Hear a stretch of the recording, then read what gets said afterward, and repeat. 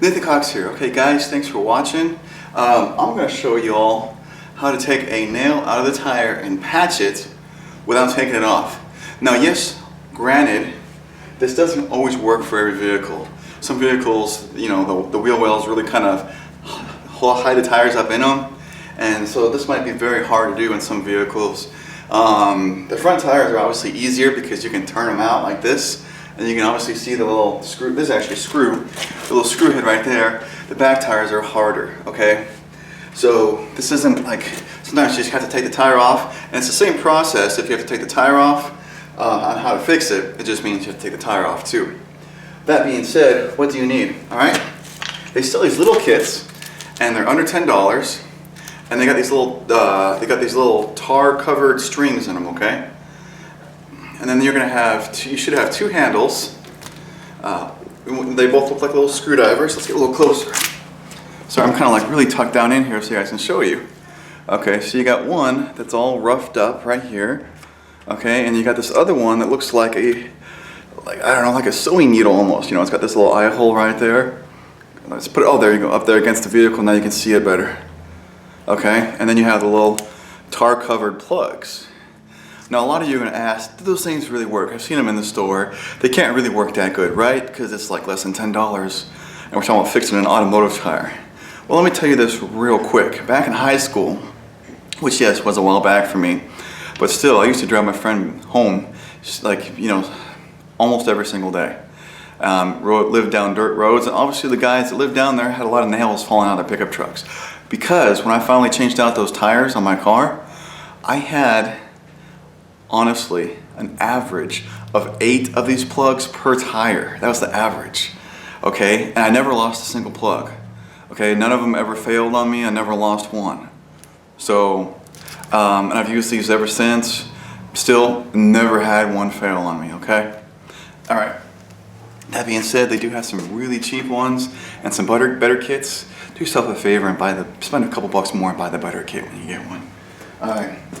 Now, let's get to the tire. The screw's in there. Let's yank it out. This might seem obvious to some of you guys, but that screw is acting like a cork right now, okay? So don't pull it out premature.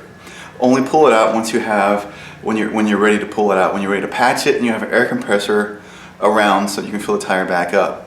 Now, sometimes you can get this changed out pretty quick and only lose just a few pounds of pressure, but other times not so much, okay? But let's show you how quick we can do it and lose as little air as possible, okay? So what else are you gonna need on top of that? Obviously the air compressor. Sometimes you need like a rubber mallet, because sometimes the screw or the nail isn't 100% through. It's enough where it pokes it through and it's letting a little bit of air out, but it hasn't like really punctured hard. So sometimes you gotta take that first screwdriver, the rough one, and kind of give it a little more force. And then you need some kind of pair of pliers to pull it out, of course. Okay, I'm gonna start with these needle nose and see if that works. If not, I've got, you know, standard pair of pliers also. And then you need some kind of cutters, okay? Whether it be scissors, I've got some wire cutters here inside built into the needle nose, which actually work just fine. So since we're gonna try to change this out as smoothly as possible and lose as little bit of air to show you that you can possibly do this without having a compressor nearby, let's prep the tar piece, okay, first. Okay, so we got the one that's got the eyelet. I'm trying to put it over the vehicle so you can kind of see it. It is kind of sticky, yeah, but it's not super terribly sticky. All right, so let's squish it in, kind of really squish it flat, and then stick it in. Okay. Oh, and by the way, you'll see it pop up on the top right of your screen. You know, if this video really helps you and saves you money and you want to help donate to keep this channel going, if you like to help fan fund it, you can do it right there and donate directly to the channel. It really helps out every little bit. Okay, we've got it started. It's really easiest to grab it then with a pair of pliers, if I can get it to hold on. That's why we're going to prep this first before we pull the screw out. Okay, so there you go. You want to put it in the middle, right? That's obvious. There's generally a little notch in this thing. You can kind of see it's split right there. You probably can't see it because it's kind of gooed up. I've used this one before. when we get ready, we're going to shove it in the hole. And some instructions, do follow the instructions on your package. Some say to put it in the hole, leaving just a little bit of the cord hanging out, and then yank it back out. Other ones say to put it in and do like a quarter turn and then yank it back out. I've kind of always done the quarter turn thing. I'm not 100% sure what the difference is, to be honest, but that's the way I've always done it. So, okay. Here we go. Starting off with the rough one, because this helps to make sure that the hole is fully punctured through the tire, and then the roughness helps to rough up the rubber in the tire to give the tar something more to grab a hold of, okay?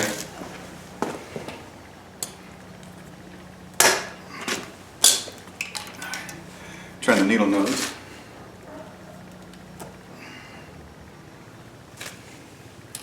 Okay, you probably can't hear it. That was a short screw, okay? But we still have a hole.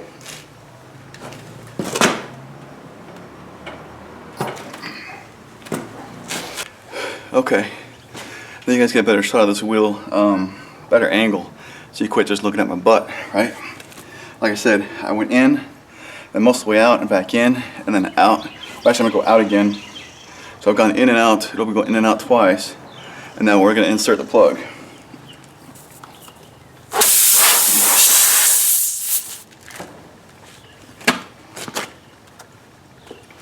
Yeah, some of the kits have a bigger, fuller handle here, like a T-bar. You can see right here why that comes in handy.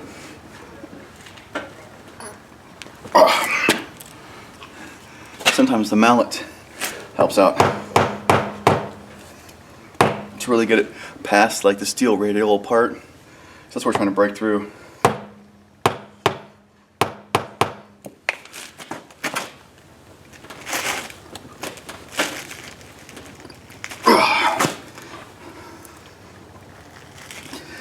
There we go. Okay. We just have a little bit here hanging out. You guys can see that. So I've got I don't know, about a 1/2 inch to 3/4 of an inch hanging out. Now I'm gonna turn that a quarter, and then we're just gonna give it a quick yank, forceful. Boom. Your plug is set. And you did see that took a little bit of force, okay? So you're gonna have to put a little bit of elbow grease into this. It just has to have it. Now we're gonna cut off the excess.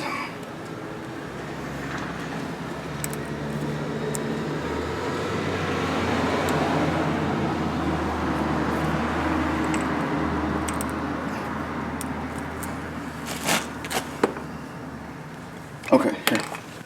Okay, sometimes that gets a little bit thick. Try to fit inside your, your wire cutters. So we're gonna get some household scissors.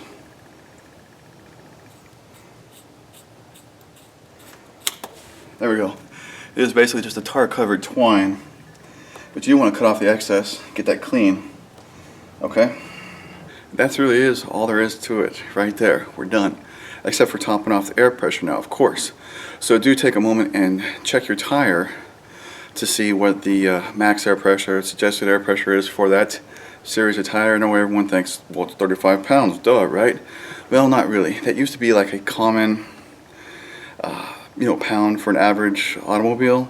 But a lot of tires now are higher performance and are designed to actually, I see more tires these days that are designed to ride on 44 pounds air pressure instead of 35.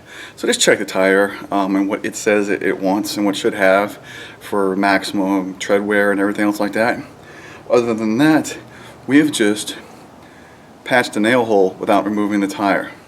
Guys, if you like this video, please subscribe to my channel. Go click that subscribe button for me, that helps out. And then go ahead and share the video so others like you can see how to do this and how easy it can be and how effective these little tar string plug kits actually work.